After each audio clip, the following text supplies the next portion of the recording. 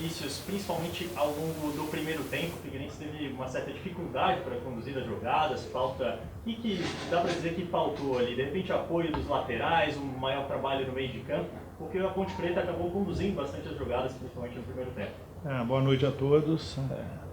Justamente, tivemos uma dificuldade enorme no primeiro tempo.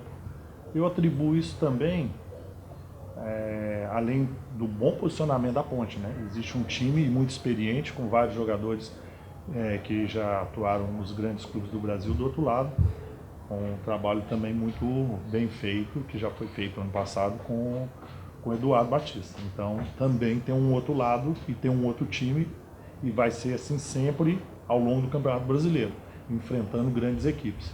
Eu atribuo muito também a questão da estreia. A estreia ela é sempre ansiosa, seja no Campeonato Catarinense, seja numa Taça São Paulo de Júnior, seja numa Libertadores, seja numa estreia de Copa do Mundo. Normalmente a primeira rodada de Copa do Mundo, nós mesmos comentando, nossa, mas que jogo feio, essa Copa não vai ser boa, e vai se passando o campeonato e se torna uma excelente Copa do Mundo. E não é diferente com um time em formação que a gente tem, né? De jogadores jovens. Pela primeira vez nós conseguimos repetir uma escalação com os mesmos 11, vindo inclusive de uma viagem desgastante, um jogo muito difícil contra o Sampaio Corrêa. Eu acredito que isso tenha favorecido no sentido desse primeiro tempo. Baseado também de ter usado um jogador que tem um melhor posse, um melhor trabalho de bola pela beirada, que a gente perde muito, que é o Badi. A partir do momento, aí analisando já o segundo tempo, nós trouxemos o Badi para dentro. Ele não só fez o time crescer, como fez o próprio Jocinei crescer. Então os dois, eles ditaram o ritmo naquele segundo tempo, basicamente, fazendo com que os nossos homens da beirada pudessem trabalhar melhor, principalmente da beirada, que nós trocamos ali o Queiroz e o Dudu, né? Faltou talvez um pouquinho mais dos nossos laterais na questão ofensiva, né?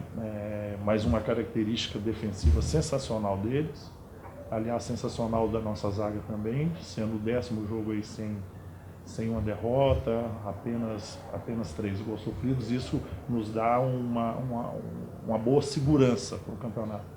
Mas atribuo isso, um primeiro tempo nervoso, normal de uma estreia, e um segundo tempo que a gente conseguiu trazer uma peça para dentro que faz o time crescer, quem está no meio campo, inclusive também quem está na linha da frente, que são os dois da beirada, que é o Badi.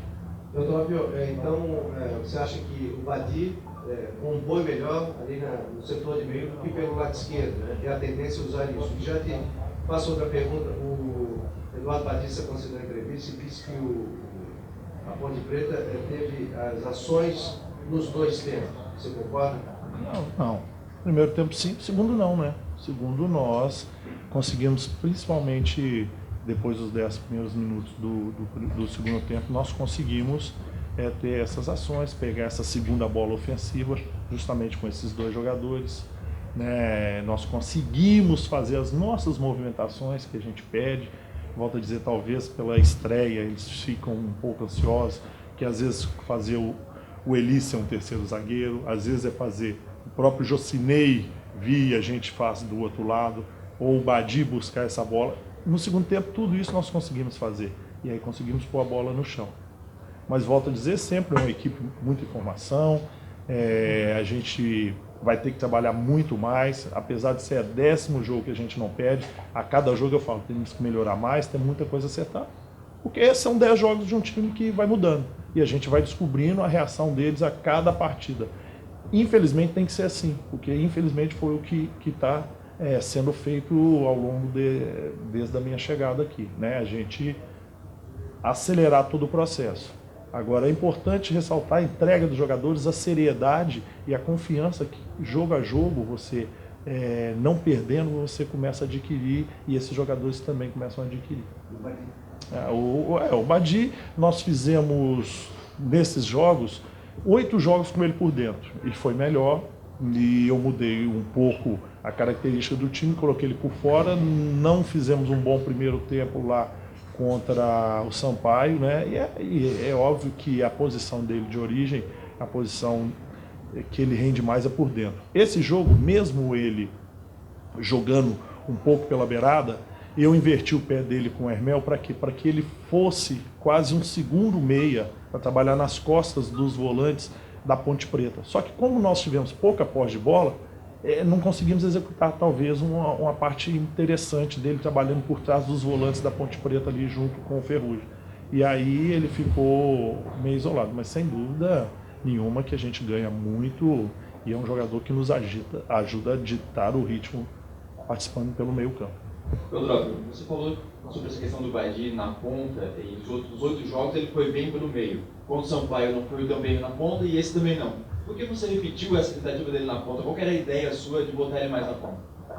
Para que a gente pudesse, não é um pensamento isolado do Badi, mas um pensamento no todo, né? Então, para que a gente acomode, que eu vejo melhor possível com a melhor marcação, trazer o Badi para uma beirada para ele ter um pouco mais de liberdade quando a gente tem a bola e não sobrecarregar ele na marcação também, né? Mas efetivamente isso não aconteceu, né? E aconteceu o contrário. Então a gente está sempre em estudo, sempre em evolução e sempre analisando. Volto a dizer, é o time que a gente tem que descobrir a cada jogo, porque é o time que está em formação. Vinícius, no futebol a gente costuma dizer que quando os pontos escapam em casa, eles têm menos peso quando o time na rodada seguinte recupera, né? Jogo difícil, fora de casa, Belo Horizonte. Um jogo dificílimo, né? Não vai ter nenhum jogo, né, que a gente possa chegar aqui e falar o próximo vai ser fácil. Mas ainda bem que a gente está nessa situação e nós estamos nesse Campeonato Brasileiro, né, na Série A. Ainda bem. Um jogo dificílimo, deve ter estreia de um treinador de seleção portuguesa. Sábado à noite, o campo vai estar cheio. O Cruzeiro veio de uma derrota, né? Teve 2 jogadores expulsos, não sei se isso ocasionou a derrota. E tudo isso são obstáculos para que a gente possa trabalhar durante a semana e nos fortalecer. Nós temos que mostrar a nossa cara, né? Temos que ter a postura firme, uma postura bem organizada para que a gente possa sair de lá com resultado positivo. Próximo, Vinícius. Vinícius. No primeiro tempo vocês erraram mais passes que a Ponte, né? Isso depois no segundo tempo se inverteu. Eu acho que esses erros de passe atrapalharam muito vocês no primeiro tempo e se isso foi por causa do Badia ali pela ponta? Não, eu acredito isso, veja bem, não é, desculpa pelo amor de Deus, nós trocamos a nossa grama e ela está bem mais baixa que ainda não germinou a grama de inverno. Então, e nós não tivemos também tempo. Mas você fala, a Ponte também não teve. É verdade. Mas isso nos atrapalhou, né? Não sei, eles não conhecem. Isso é uma coisa. Acredito também essa ansiedade da estreia. Isso é natural, a ansiedade de estreia. Agora, tudo isso vai somar ao deslocamento do Badi e erros realmente infantis nossos, né? Eu não vou criticar nossos jogadores, pelo contrário. A primeira coisa que eu falei com eles no intervalo, ele falou, calma, relaxa, pô, né? Senão a gente não vai sair do lugar, né? Temos que fazer nossas movimentações, temos que ter confiança e relaxar. E os erros foram muito, assim, erros simples, um passo de 2 metros, ia para trás, bola no pé, a bola... Então, eu falei com eles, basicamente no intervalo, se o campo está escorregadio, não tem que dar o passe para o jogador. Vamos começar a dar o passe no jogador. Pelo menos assim a gente tem certeza que a bola vai chegar, né? E para que a gente pudesse ter uma margem de segurança maior nos espaços e diminuir o erro. Vinícius, você já mencionou em alguns momentos sobre a situação ideal. Tá ligado? Agora sim. Sobre a situação ideal, pelo menos como equipe, de pelo menos até 2, 3 variações táticas para o início de partida. Só que nessa semana acabou tendo um jogo no meio da semana e aí você optou pela manutenção da equipe, mesma equipe que começou a partida diante do Sampaio Corrêa. Agora tendo uma semana inteira para trabalhar, tendo a Ayrton, tendo o Thiago Rodrigues, novos jogadores aí, dá para esperar uma postura diferente do Figueirense para sábado? A variação tática ela é feita de acordo com o que a partida nos concede. Independente disso, mesmo com pouco tempo, sem treinar, porque a gente tinha que ter o desgaste, eu posicionei os jogadores e conduzi uma orientação diferente, mas uma orientação já com time com a vitória assegurada. Então é isso que a gente tinha que ter. E na verdade essa variação, essa mesma variação que a gente trabalha, a gente pode mantê-la só mudando as características. Foi o que aconteceu no segundo tempo. Você tira um cara que não tem profundidade e velocidade, você coloca um de profundidade e velocidade, que é como o Queiroz e o Dudu que eles entraram. Você tem um volante mais fixo, você abre mão de um e coloca um meia que faz um corredor com mais qualidade, que chegue mais. Por exemplo, o Ortega. Por que eu não fiz a terceira? Porque o time estava bem, não precisava. Eu não vou tirar porque necessidade. Mas posso ter essa variação também, respeitando o sistema, mas você mudando simplesmente as peças, aí muda completamente as características do jogo e do nosso time. Você pode utilizar algum jogador recém-contratado já saindo do jogo lá em Minas Gerais? E como é que você espera o posicionamento, como é que você quer trabalhar o posicionamento do Ortega? Não, o Ortega é um meia, É um meia ofensivo, mas ele dificilmente vai passar da linha da bola para receber essa bola de costas. É a característica dele. Então é um meia de armação, basicamente. Trabalha muito bem pelo lado esquerdo ali, com essa última bola para a infiltração de um atacante, como ele tentou agora no finalzinho já com o Dudu. Então ele trabalha dessa forma. E está trabalhando bem e aguardar o espaço dele, para que a gente possa utilizá-lo. E eu tenho certeza que vai ser utilizado, porque o campeonato é muito longo. A gente não sabe ainda porque, por exemplo, o Lins teve que atrasar. A nossa previsão era o Lins estar à nossa disposição. Nós tivemos que atrasar o Lins, já não treinou comigo essa semana. O Marquinhos voltou agora. O Carlos Alberto, se não me engano, teve que atrasar também, porque também teve um probleminha. O Ayrton é o que provavelmente vai estar mais à frente, porém não joga 4 meses. A gente tem que ver o custo-benefício de colocar um jogador fora de casa contra o Cruzeiro que não joga 4 meses. Tudo bem que ele tenha toda a experiência. Quem vai nos dar essa resposta vai ser muito mais o jogador. E o Thiago, goleiro, também a gente vai analisar, e também é uma posição que eu dou muito mais prioridade para quem define essas questões. Obviamente nós temos 2 treinadores de goleiro. Aproveitando falar sobre o goleiro, eu queria que você fizesse uma avaliação do Júnior Oliveira. No primeiro tempo ele salvou numa batida do Cleison e no segundo deu 2 sustos, quase acabou entregando ali. Mas as falhas dele, alguma coisa de nervosismo para ele estreia na Série A ou falta de ritmo? É um jogador em formação. Nós não temos um goleiro que disputou sequer 10 partidas pela uma Série A. Nunca disputou. Um jogador em formação que tem um tremendo potencial, a gente te vê, ele fez um excelente jogo lá contra o Sampaio Correia, fez uma defesa importantíssima para a gente, mas ele vai ter as alterações porque ele é um goleiro em formação, então eu não posso exigir dele o que ainda ele não está pronto em termos de maturidade. O que eu posso exigir dele é o que ele nos dá em termos de velocidade, de toda essa parte atlética dele e esportiva que ele tem.